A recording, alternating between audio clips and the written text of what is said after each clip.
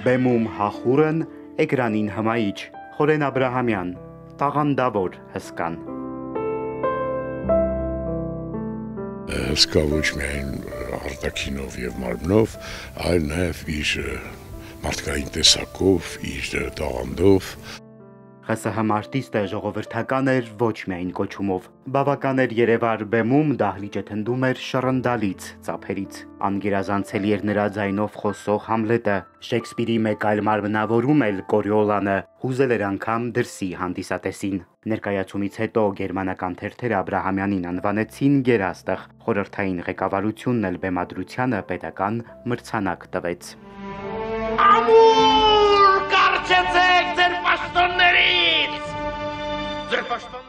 Մոտ 200 մեծ ու փոքր դեր թատրոնում 6 տասնյակից ավելի ֆիլմերում արտիստին առավել մեծ ճանաչում բերեց Արսենի դերը, որ երգում էր առաջին սիրո մասին։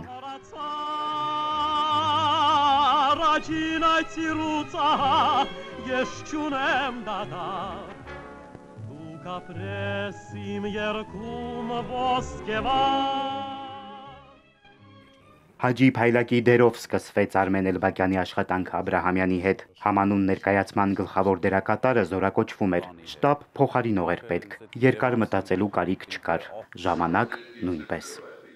Եկանք հասանք կուլիսներ, ձեռքը դրեց ուսիս, արդեն իմ մուտքն էր պիտի մտնեի, ասեց մտիր բեմ, և եթե չստացվեց մեղքը քո վիսը։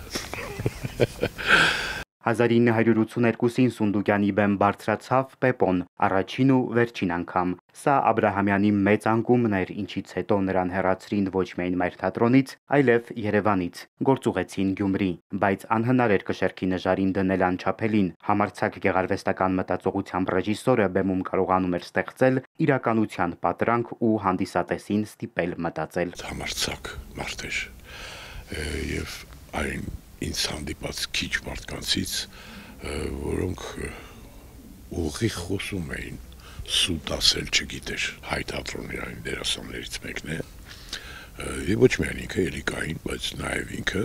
որոնք բերեցին կենթանի խոսքը և ռեալիստական խաղը, այսինքն ոչ թե խաղ, ոչ թե խաղալ,